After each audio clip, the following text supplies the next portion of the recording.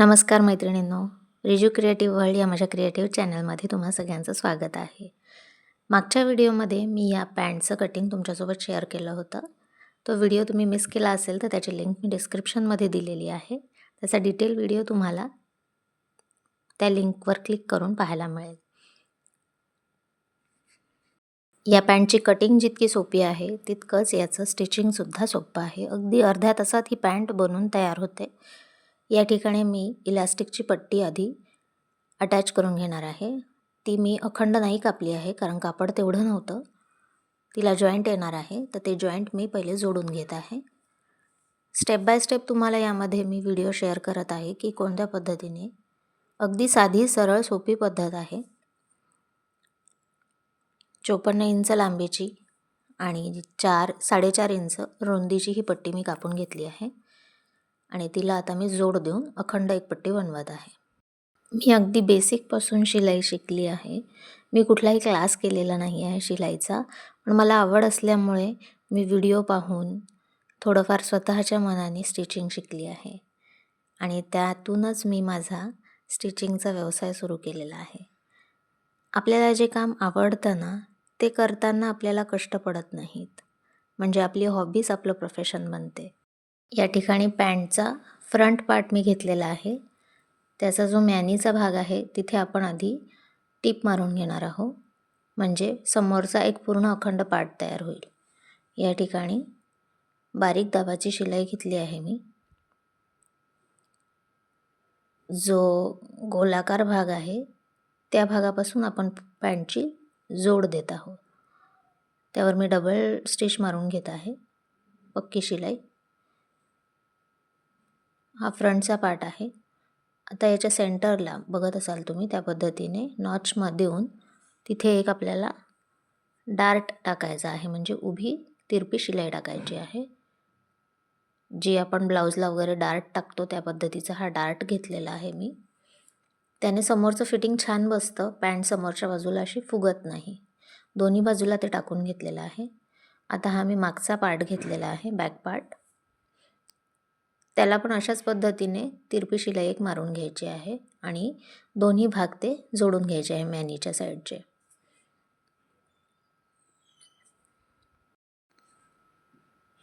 या ठिकाणी पण आपण एक डबल स्टिचच घेणार आहोत, पक्की शिलाई. पण मागच्या बाजूला आपण डार्ट नाही घेणार. डार्ट हा फक्त समोरच्या भागातच असतो. अशा पद्धतीने मागचा आणि पुढचा भाग जोडून झालेला आहे.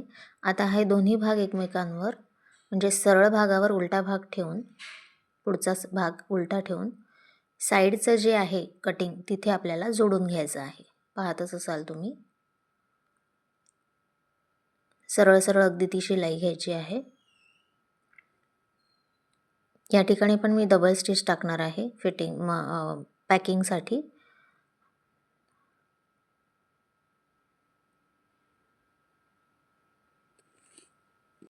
आपल्याला आवडणारं काम करताना आपल्याला कधीच कंटाळा येत नाही, थकवा येत नाही. आणि ते काम करत असताना जर आपल्याला आपल्या संसाराला आर्थिक हातभारही लागत असेल तर तो आपला आनंद अजूनच वाढतो. मी याच पद्धतीने माझं शिलाई काम शिकली आहे आणि व्यवस्थितरित्या मी त्यातनं आर्थिक उत्पन्न मिळवत आहे.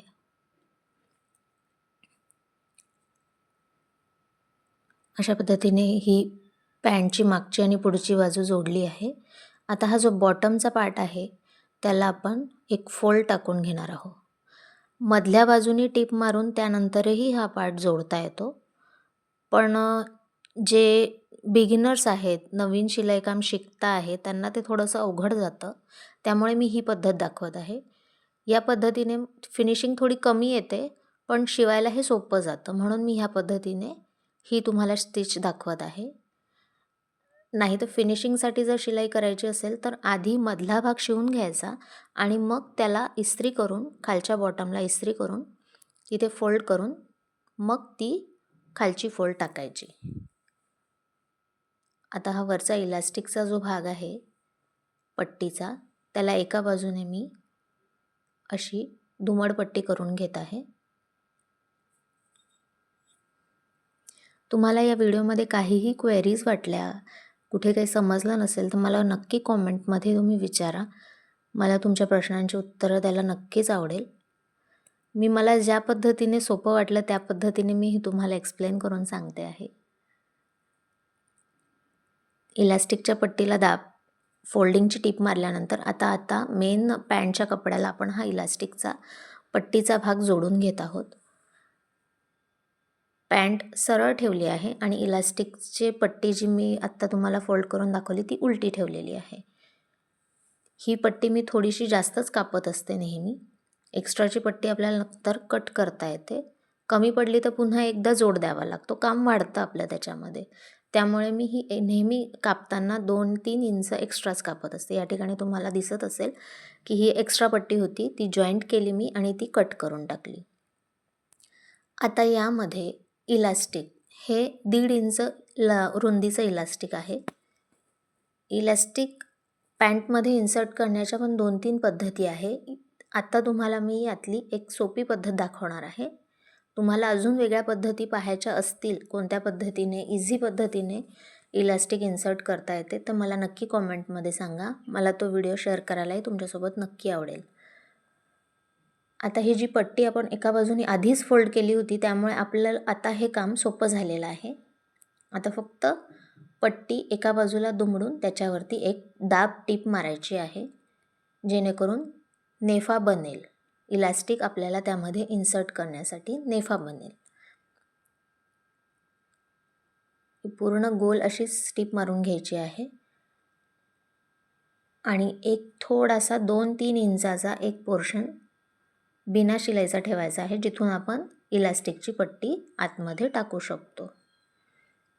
आता इलास्टिक किती घ्यायचं हा नेहमीच प्रश्न पडतो. तुमच्या कमरेचं माप जेवढं आहे, ज्या ठिकाणी आपण पॅन्ट नेसतो त्या ठिकाणचं माप टेपपट्टीने माप घ्यायचं आहे आणि त्या मापाच्या 4 ते 5 इंच कमी इतकं इलास्टिक आपल्याला प्रत्येक पॅन्टमध्ये लागतं. आता या ठिकाणी मी माझ्या मापाच्या हिशोबाने 4 इंच कमी माप घेऊन इलास्टिकवर मार्किंग करून घेतलेली आहे. ते इलास्टिक मी कट केलेलं नाही, कारण इन्सर्ट करता करता ते जर पूर्ण याच्यातनं आतमध्ये हे झालं तर पुन्हा आपल्याला ते बाहेर काढून काम वाढतं.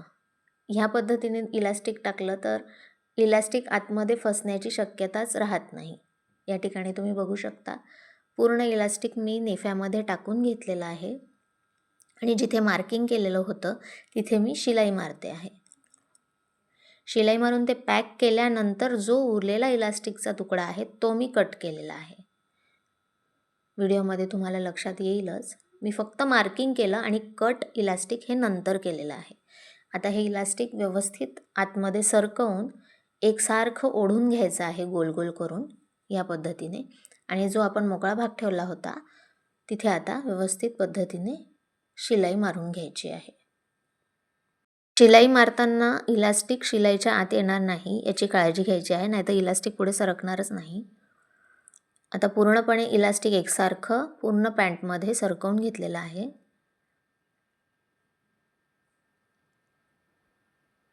आता आपली जी मधली शिलाई आहे, मी जी मगाशी म्हटली तुम्हाला, ही शिलाई आपण आधी मारून मग खालचा बॉटमचा भागही फोल्ड करू शकतो. पण बिगिनर्सला, नवीन शिलाई काम शिकणाऱ्यांना ते थोडंसं अवघड जातं, म्हणून मी तुम्हाला या पद्धतीने ह्या पॅन्टची खालची शिलाई दाखवली आहे. आता मधल्या बाजूला आधी मोजून घ्यायचं की दोन्ही भाग बरोबर येत आहेत की नाही. कमी जास्त होत असतील तर खालची शिलाई आपली चुकली आहे याचा अंदाज घ्यायचा. ही मधली शिलाई पूर्ण झाली की आपली पॅन्ट तयार आहे. या ठिकाणी पण मी डबल टिप मारून घेतलेली आहे, जेणेकरून शिलाई उसवण्याचे चान्सेस नाही. एक्स्ट्राचे धागे कट करून मी पॅन्ट आता सरळ करून घेतली आहे. तुम्ही पाहू शकता अगदी थोड्या वेळात ही पॅन्ट पूर्ण झालेली आहे. या पॅन्टमध्ये मी पॉकेट वगैरे नाही टाकले आहे, बेसिक पॅन्ट आहे. अगदी बिगिनर्सला सुद्धा ही पॅन्ट इझिली शिवता येईल अशा पद्धतीने कटिंग आणि स्टिचिंगचा मी व्हिडिओ तुमच्यासोबत शेअर केलेला आहे. व्हिडिओ आवडला असल्यास लाईक करा, शेअर करा. माझ्या चॅनलला रिजू क्रिएटिव्ह वर्ल्ड चॅनलला सबस्क्राईब करा. इस्त्री केल्यानंतर ह्या पॅन्टची फिनिशिंग पाहाल तुम्ही. खूपच सुंदर दिसते ही पॅन्ट. फिटिंगलाही अतिशय छान बसली. काही शंका असल्यास कॉमेंट करा. धन्यवाद.